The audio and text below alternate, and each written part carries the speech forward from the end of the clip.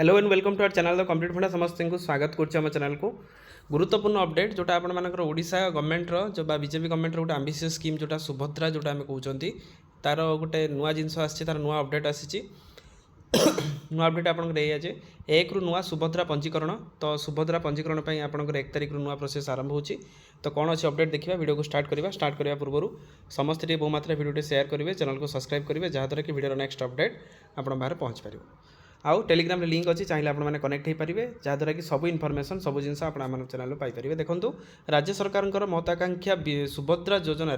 नूतन आवेदन पर बड़ पदक्षेप गोटे बड़ पदक्षेप नि आसंता एप्रिल 1 रु 30 जाए चलो आपर सुभद्रा हिताधिकारी पंजीकरण प्रक्रिया ताले जो मैंने सुभद्रा एलिजिबल अच्छा से 1 तारिख रु आपर एप्रिल 30 पर्यंत चलो पंजीकरण सुभद्रा पोर्टाल माध्यम नूतन आवेदन ग्रहण कर जो सुभद्रा पोर्टाल अच्छी तादरे आप नुआ जो आवेदन ग्रहण कर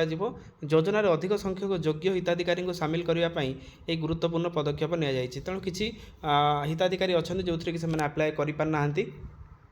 से मेन स्ट्रीम को आने से सूचना योग्य जे योजन सामिल होगा केतोटी मानदंड रही आवेदनकारी बयस 2026 एप्रिल 1 रु 21 वर्ष और 60 वर्ष मध्य होता आवश्यक ताहले प्रथम अच्छी क्राइटेरिया कौन अच्छी एप्रिल 1 तारिख सुधा 21 वर्ष कि 60 वर्ष मध्य होता दरकार जो महिला पूर्व योजना आवेदन करना केवल से ही एथिरे अप्लाई करेंगे ताले जो मैंने रही जाइए कटि जाइए से आवेदन करना से करेंगे पूर्वर आवेदन करथिया महिला को आवेदन पत्र ग्रहण करा जो मैंने पूर्वर आवेदन करेंगे कौन कारण से कटि जाइए से ग्रहण करा योग्य विवेचित हिताधिकारी 2026 और 27 आर्थिक वर्ष योजनार अवधि पर्यंत वार्षिक 2टी किस्ती मोट 10,000 टंका प्रदान करा वर्ष को 10,000 5 वर्ष को 50,000 प्रदान करा जो थे जापार तो सुभद्रा जो विभिन्न महिला मैंने पाँच प्रत्येक वर्ष वुमेन्स डे पाई नूतन आवेदन गुड़िक साधारण जनसेवा केन्द्र जोटा कमन सर्विस सेंटर आम सेवा केन्द्र माध्यम सुभद्रा पोर्टाल जरिए पंजीकरण कर समस्त अंगनवाड़ी केन्द्र एवं सीडीपीओ कार्यालय निःशुल्क भाव में आवेदन फॉर्म दिज्व आवेदन फॉर्म आपर अंगनवाड़ी केन्द्र दिज्व सीडीपीओ कार्यालय दिज्व सुभद्रा योजना जपरी कौन योग्य हिताधिकारी बाद न पड़ती से समस्त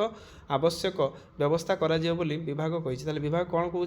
कि जो मैंने 21 वर्ष अधिक 60 वर्ष कम से जमी योग्य हिताधिकारी अच्छा जो से कौन कारण जमी बाद न पड़े से मासिक मासे चलो प्रक्रिया 21 रु 60 वर्ष पर्यंत आवेदन पूर्वर आवेदन करते ग्रहणीय होना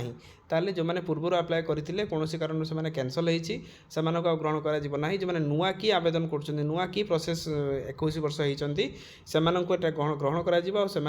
आप्लाय कर सारापर जमी आप गवर्नमेंट दिए से हिसाब से 10,000 हिसाब से दे चलो तेणु बड़ इनिशिएटिव भल कथा जो मैंने आप्लाय करना से कमन सर्विस सेंटर को जातु कि जो आप अंगनवाड़ी केन्द्र को जातु कि सीडीपीओ कार्यालय को जाकि निःशुल्क आपने आप्लाय कर दिंतु जहाँद्वारा कि आपर हिताधिकारी जोटा रही सुभद्रा योजना लाभ आपरे वीडियो भल लगी बहुमात्रा शेयर करेंगे चैनल को सब्सक्राइब करेंगे जहाँद्वारा कि वीडियो नेक्स्ट अपडेट आप बाहर पहुँच पार थैंक यू देखा नेक्स्ट वीडियो।